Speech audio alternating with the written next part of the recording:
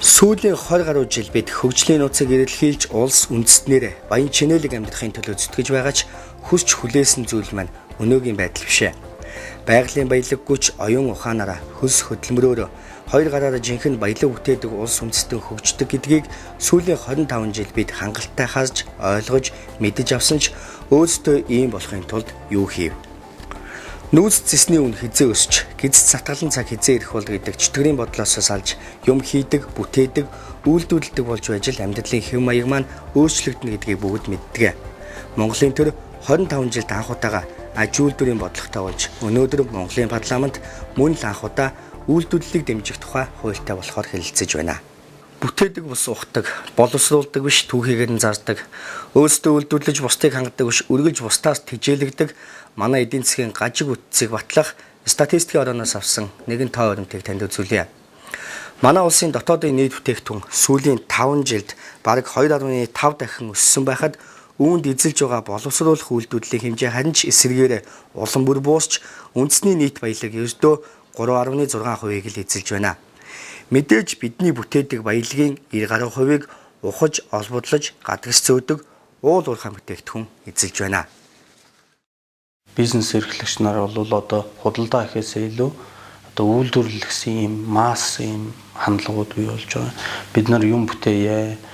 Зөвхөн одоо юу гэдэг юм худалдаалаад аваад тэрийг одоо үн нэмэх байдлаар зараад бол энэ ашиг олох бизнес талаасаа ч гэсэн ашиг олоход одоо олон улсын түвшинд улсынхаа түвшинд ч гэсэн хэцүү болоод байгаа. Тийм учраас бид нар үйлдвэрлэж ижил бизнес өөрөө ашигтай байх юм байна гэдэг энэ хандлага бол одоо хөгжлийн үеэр ч гэсэн шахагдж байгаа. Өөрсдөө ч гэсэн энийг ойлгоод явж байгаа. Тэгэхээр үйлдвэрлэл эрхлэх гэсэн маш том ийм эерэг хандлага байгаа. Энэ бол энэ үйлдвэрчлэлтийн хууль хэрэгцээтэй байгааг тодорхойлж байгаа. Бидний шинээр баталсан аж үйлдвэрийн бодлогод Монгол улс төр, шинжлэх ухаан, хувийн хвшлийн хамтын ажиллагаанд түшиглсэн дэвшилтэд техник технологи, өндөр бүтээмж, өсөлдөх чадвар бүхий экспортыг дэмжих, импортыг одлох үйлдвэрлэл үйлчлэгийг хөгжүүлнэ гэж заажээ. Харин өнөөдөр бидний гадагшинд бодлуулж байгаа экспортын бүтээгдэхүүний ерөнхий технологийн агуулмжид олон улсын байгууллага судалгаа шинжилгээ хийж үзсэн байх юм. Өөрөөр хэлбэл бид бусдад худалдаг бараа бүтээгдэхүүнд хэр их технологи нэмүүлдэг, хүний оюун ухаан хөлс хөдөлмөр шингээж чадаж байна гэсэн үг юм. Харамсалтай нийт экспортын бүтээгдэхүүний 84% нь огт технологи шингээгүй буюу шууд ухаж гаргаад зөөж байгаа гэсэн дүн гарсан байх юм. Харин 13% нь нам технологитой гэж гарчээ. Өөрөөр хэлбэл бид ердөө 3% дундаж болон өндөр технологи шингэсэн бараа бүтээгдэхүүнийг гадагш экспортлж байна гэсэн үг юм аа. Зөвхөн нэг жишээ ихтэл одоо нэг ширхэг өхрөө арьс бол одоо 32 мянган төгрөг байгаа. Энийг бид нар нэмүүртэг шингээгээд эцэг бүтээгдэхүүн хийх юм бол тухайн өртөг нь бол 7 дахин гэж ингэ нэмэгдэхээр ийм тооцоо байгаа юм л да. Тэгэхээр бид нар одоо 32 мянгаар зарах уу аль эсвэл бол 7 дахин өссөн өртгөөр зарах уу гэдэг маань биднээс шалтгааллах хэрэгтэй болж байна. Тэгэхээр тэр нэмүүртэг бий болгоход гол одоо үйлдвэрийн хүчинд бол энэ технологи гэдэг зүйл байгаа. Тэгэхээр тэр эдийн засгаа экспортоо төрөлжүүлээ. За мөн ингэснээрээ эдийн засгаа төрөлжүүлээ гэх юм бол бид нар яах аргагүй. Одоо технологийн шин технологи бий болгох, дэвшилтэт технологиг нутагшуулах энэ чиглэл рүүгээ ажиллаад тэгээ нэмүүртэг шингээх юм боломжийг бүрдүүлэх хэрэгтэй болчиход байгаа юм л да. Бидний юм бүтээдэггүй батлах бас нэг баримт гадаад худалдааны тэнцлэр харагддаг. Бид 2013 онд зэс нүүц алт жоншоо зараад 4.2 тэрбум доллар олсон бол олсноос илүү буюу 6.3 тэрбум доллараар автомашин, бензин түлш, хоол хүнс, хувцас сунар гээд өөрсдөө хэрэгтэй бүх юмаа гаднаас худалдан авчээ. Үүнээс харахад бид 2.1 тэрбум долларыг бусад улсад тавиад туучихжээ. Өнөөдөр $8 1800 усны шалтгаанч мэдээж юм аа. Тиймээс аж үйлдвэрийн бодлогод экспортын баримжаатай, импортыг одлох, өндөр технологи шингэсэн эцсийн бүтээгдэхүүнийг үйлдвэрлэлийг дэмжихээр тусгасан байгаа юм аа. Тэгээ Монгол улс хэрэгтэй үйлдвэрүүд нь ерөөсөө явахгүй байгаа байхгүй. Одоо төмөр хайлах үйлдвэрийн тухай ерөөсөө ярьдаг. Төмрийн гаргадаг, төмрийн хөдрийн зөөгөө авчдаг, нөгөө хайлдаг коксын бас зөөгөө авчдаг. Бүр коксын зөөгөө зөөхтөө эрчим хүчний нүүрс одоо баяжуулсан нүүрс гэсэн гоё нэр төмөр томьёо гаргаж ирдэг. Энэ бол эцсийн бүтээгдэхүүн биш ээ. Монголыг цөлмжилдэг асуудал мөн л түүхээ бүтээгдэхүүн тийм ээ.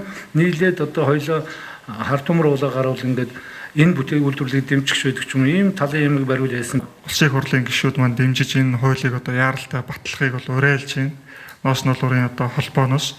Тэгээд бид бүхэн цаашид бас гадаад худалдаа, гадаад хэргийн яамтай хамтраад аж үйлдвэрийн яам маань одоо энэ гадаадд суугаа элчин сайдын яамдууд, консулын газрууд бол энэ Монгол улсаас энэ үйлдвэрчлэлтийг дэмжих бодлогын хүрээнд, хуулийн хүрээнд одоо экспортыг нэмэгдүүлэхэд нь гадаад одоо гүүр болох тэр одоо үйл ажиллагааг илүү эрчимтэй явуулах одоо тийм санал бас байна. Бодлого гарч хаад нэг тийм тунхаглын юм байгаад байдаг хэрэгжиж болдгоо. Тийм учраас хууль бодлого хоёрын их хурлд одоо зэрэг оруулвал их хурлынхан ч авч хэлцэх нь шийдэх нь одоо зарчмын асуудал байна. Энийг одоо бид нэр чухал байна. Өөрөөр хэлбэл энийг дэмжиж байна. Энэ хуулийг бол одоо чухал дэмжиж байна л да. Энэ их чухал хууль байна. Тэгэхээр энэ хуулийг бол ноосон бүтээгдэхүүн үйлдвэрлэгчтэй холбоо дэмжиж та бүхэнд бас баярлж байгаагаа илэрхийлье. За дээрээс нь их хурл маань энэ хуулийг яаралтай хэлж баталж өгөөсэй л гэж одоо ийм хүлээлт байна гэдгийг бас эхлээд хэлье гэж ингэж бодож байна. За энэ дээр бол яг хөөхөр бид нар бараг 10 гаруй жил яриад шийдэгдээгүй байсан ноосны нөөтийн асалтын асуудал байна. Энэ орсон байж байна. За тэгээд шинэ техник технологи нэвтрүүлсэн үйлдвэрүүд одоо 10 жилийн хугацаатай хөнгөлөлтөй зээл олгох, судалгаа хөгжил зарцуулсан хөрөнгийн 75% нэг удаа буцаан олгоно энэ төр гээл маш чухал заалтууд байж байна. Импортын одоо татварын хэмжээг 20% болгоно энэ төр гээ тийм ээ. Одоо импортууд чинь 5% тал байгаа гэдэг бид нэр өсөлж чадахгүй байна гээл одоо байнга л ярьж идэг. Гэх мэтлэнгээр ер нь олон заалтууд орсон байна. Одоо гол асуудал руу оръё. Хэдийгээр бид аж үйлдвэрийн бодлоготой болсон ч үйлдвэрлэлийг дэмжих бие даасан хууль бидэнд зайлшгүй хэрэгтэй. Өнөөдөр улсын их хурлаар үйлдвэрлэлийг дэмжих тухай хуулийн төсөл эд хэлэлцэгдэж байна. Үйлдвэрлэлийг дэмжихийн тулд үйлдвэрлэгчдэд зээл татаасаар дэмжлэг үзүүлэх амин чухал асуудал байдаг. Энэ заалтыг хэрэгжүүлэхийн тулд энэ хуулинд хоёр чухал заалт олсон байгаа юм а. Үйлдвэрлэгчид анхаарлаа хандуулна. Үйлдвэрлэсэн бүтээгдэхүүнийхээ 50-аас дээш хувийг экспортод гаргаж байгаа үндэсний үйлдвэрт технологийн шинжилэл хийсэн хөрөнгө оруулалтын 50%-тай тэнцэх хэмжээний хөнгөлөлтөй зээлийг төрөөс 10 жилийн хугацаатай нэг удаа олгох. Өндөр үр ашиг бүхий дэвшилтэд технологи болон өндөр технологи нэвтрүүлж нутагшуулсан экспортын үйлдвэрийн бүтээгдэхүүн үйлдвэрлэх хүслэх хугацаанд судалгаа хөгжил зарцуулсан зардлын 75% хүслэх хэмжээтэй тэнцэх дэмжлэгийг нэг удаа улсын төсвөөс үйлдвэрт буцаан олгох. Үйлдвэрлэлийг дэмжих тухай хууль дангаараа бүх харилцааг зохицуулж чадахгүй. Тиймээс дагалдах бусад хуулиудад ч гэсэн нэмэлт өөрчлөлт оруулж байгаа юм а. Тухайлбал дээрх хоёр санхүүгийн дэмжлэгийг үйлдвэрлэл эрхлэгчдэд үзүүлэхийн тулд засгийн газрын тусгай сангийн тухай хуульд өөрчлөлт оруулж байна. Энэ өөрчлөлтөөр үйлдвэрлэлийг дэмжих сан байгуулах юм.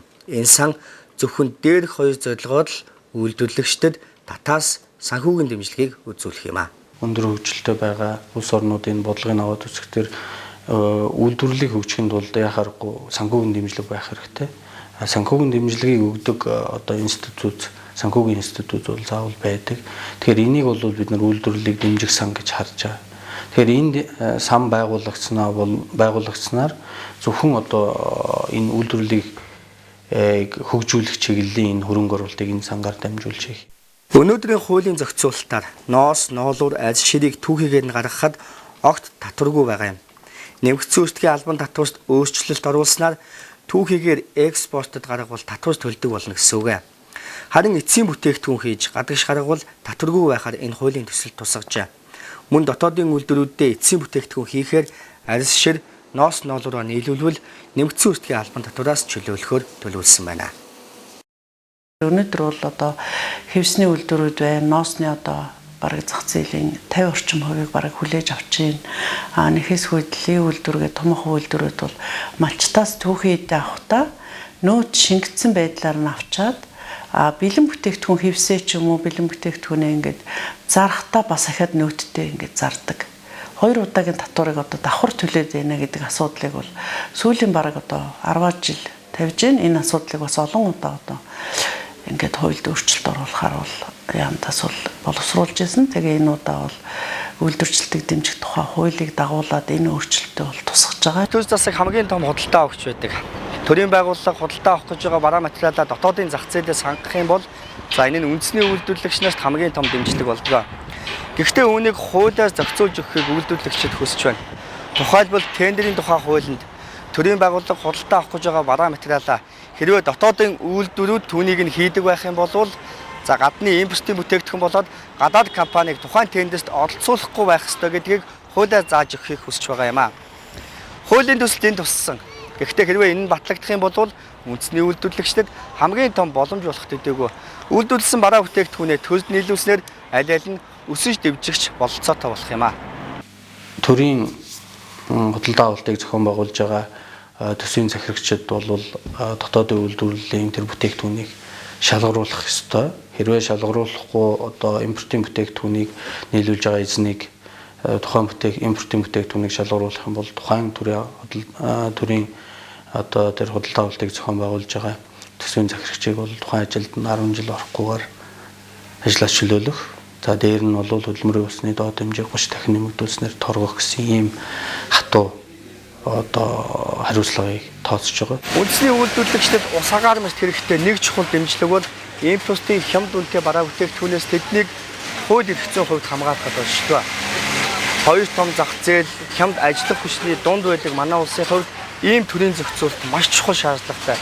Үүнийг гайлын татврын бодлогоор зохицуулж болдог. Өнөөдрийн байдлаар Монгол улсад мөрдөгдөж байгаа татвар бол бүх бараа 5% татвартай орж ирж байна. Гэтэл Дэлхийн худалдааны байгууллагын өмнө одоо Монгол улс одоо ямар татварыг төлөх ёстой вэ гэд тодорхой бүр шатлалыг заагаад өгсөн байдаг. Жишээлх юм бол одоо нэхмэл сүлжмэл бүтээгдэхүүн дээр бол 20% татварыг ногдуулж болно. Нэхмэл бүр хэвсэн дээр бол 30% татвар байх жишээтэй. Хамгийн дээд одоо хэмжээ. Гэтэл 5% байна гэдэг маань маш олон жил одоо энэ дотоодын үйлдвэрүүдийн хийж байгаа бүтээгдэхүүн дотоод зах зээл дээр өрсөлдөх боломжгүй болгож өгч байгаа байхгүй юу? Импортын хямд үнэтэй бүтээгдэхүүн, чанартай бүтээгдэхүүн ч бай одоо 5% татвар төлөөд орж ирж байна. Гэтэл тэр хэрэглээний бүтээгдэхүүнүүдийн чинь манайд одоо үндэсний үйлдвэрүүд аль хэзээ хийгээд чаддаг болцсон байна. Тийм учраас энийг бол төрөөс бодлогоор зохицуулах үүднээс энэ үйлдвэрчлэлийг дэмжих тухай хуулийг дагуулад бол ингээ өөрчлөлт оруулахаар санал явж байгаамаа. За ямар ч байсан аж үйлдвэрийн яам энэ улс орныг аж үйлдвэрийн бодлоготой үйлдвэрлэлийг нь дэмжих хуультай болгохоор ажиллаж байна. Гараараа, оюун ухаанаараа баялаг бүтээдэг хүмүүсийг бий болгохоос чармааж байна. Тэрч бүхэл Монгол улсын дипломат паспорт олгох журам төсөл өөрчлөлт оруулахаар төлөвлөсөн. Хэрвээ та гадаад руу их зочдог, бүтээгдэхүүнээ гадаадад экспортлдог, олон улстай бизнесийн хамтын ажиллагаатай үйлдвэрийн захирал бол дипломат албан паспорт олгохоос ч төсөл тусгаад байна. Сурагчийн дүрмд хувцас чинь өнөөдөр маш том зах зээл байгаа гэдэг нь харагдлаа шүү дээ. 12.5 тэрбум төгрөг. Энийг хятадын зах зээл эзэлж исэн 20 хэдэн жил. Энийг хамгаалахгүй дотоодын үйлдвэрлэлийг хамгаалах талын юм хийхгүй болоод дотор нь үйлдвэрүүдийг муудалцуулдаг. Өнөөдөр боловсролын яамнаас гаргасан том шийдвэр нь юу гэхээр хинж ойж болно гэд гаргачихсан. Аж үйлдвэрийн яам үйлдвэрлэгчдийн талыг хамгаалах энэ талын юм энэ хуулинд яаж оруулж өгсөн бэ? Хамгийн том жишээ гэхдээ одоо яг нөгөө нэг ингэдэг юм л та. Би хамгийн сүүлийн үеийн 3 жил бид нар дотоодын одоо эдлийн үйлдвэрүүд ерөөсөө ямар ч бид нарт хамгаалах тийм зах зээлийн юм байхгүй. Одоо өнөөдөр гэхэд боловсролын яамнаас гаргасан чиг нь хинтэй ч хамаагүй гэрээ ин гэхэд нөгөө хятадын худалдааны байгууллагууд бүгдөө ороод Улаанбаатар хотын юунуудаа сургуулиудаа гэрээ хийчихсэн явж байгаа байхгүй. Жишээ нь одоо би хевсийг л байнга ярьд юм л да. Хевсэгтэл жилдээ бол 2 хевсний үйлдвэр хүчин чадлаа бүрэн ашиглаад жилдээ сая 700 мянган метр хавдраас хевс үйлдвэрлэл ерөөсөө Оросд бүгдийг харгадаг байсан. Тэгэхээр манай энэ хевсний салбар, нэхэмлийн салбар, ноолуурын салбар, арьс шир нэхий гээд энэ бүтээгдэхүүнүүд бол Оросын холбооны улсад бол үнэхээр эрэлттэй байдаг. Тэдний хэрэглэгч нь бол хүсээд байдаг. Орос бол гайлаараа тэрийг импортын гайлын татвараараа бидэнд хязгаарлалт тавьсан байж байдаг. Бид гаргая гэж ингээл огшин 35-40% татвар хийж гаргадаг. Тэгэхээр энийг бол жишээ нь одоо бид шатхуун гэтэл жилдээ тэрбум долларын шатхуун худалдаа авдаг гэж ярьдаг. Энэний нэг 20% нь дотоодын бүтээгдэхүүнүүдэд оруулцдаг. Энийг тодорхой механизм бий болгоод хуулийн цагаач юм оруулчих юм бол нэг 200 сая төгрөгийн борлуулалт гэдэг бол үндэсний үйлдвэрүүд асар том дэмжлэг болно шүү дээ. Жишээлбэл Оросод одоо юу гэдэг нь Новосибирск гэдэг юм уу Москвад очиад нэг гутал борлуулахад хажуудлынхын лангууны худалдагч энэ Монгол улсаас гутал оруулж ирж байна гэсэн мэдээллийг татварын байцаагчд өгчт юм байна. Татварын байцаагч ирээд за та наавшгийн гайлаар оруулж ирсэн юм бол эдэн дүүрийн татвар төлсөний декларацаа бичсэн юм уу? Окей, татвараа төлсөн юм та зарах бүрэн боломжтой гэд лангуун дээр нь яваа шалгачихж байгаа байхгүй юу? Өнөөдөр Монголд ийм механизм алга л да.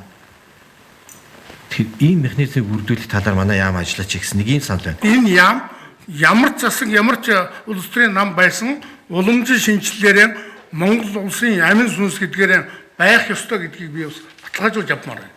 Тэгэхгүй л одоо тэгээд нэг жил хагасын дараа ирээл ахаал сандал ширээг нэг тийш ширээл алгуулсан хайг нь өөрчлөгдсөн. Тэгэл одоо энэ их өөрчлөлт бол их хүнд байгаа шүү. Аж үйлдвэрийн яам бас энийг бодох хэрэгтэй. Жишээ нь манай яамдаар спорт гэдэг үг нэмэгдснээс болж гарсан зардлыг юу гэж үздэг вэ? Бүх зөвшөөрөл хүчинг болсон. Бүх юм өөрчлөгдсөн. Гэхдээ энэний чирэгдлийг одоо юу гэж үзэх юм тооцох юм бол одоо энэ хямралын үед хүнд байгаа. Тийм учраас энэ бодлого чиг үүргийнхаа яамд ороод тэгээд эрх зөвшөөрөл юмаа базах юмаа базаад хөрөнгийг аваад ингээ шийдвэл бид одоо хамтраад нэмжээд ажиллахад бэлэн байна. Үйлдвэрлэлийг дэмжих тухай хуулийн төсөл жаахан хожимдсан оройтсон юм шиг санагддаг. 25 жилийн дараа бид анх удаа үүнийг хэлэлцэж эхэлж байна.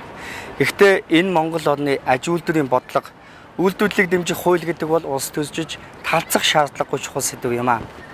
Би л үр хүүхдүүдийнхээ ирээдүг уул уурхайн баялгаа гадагшин түүхийгээр нь зөөж түүний үн ханш хэрхэн өсөхөд дулдуудж амьдардаг тийм нийгэм байгаасаа гэж хүсэхгүй байна.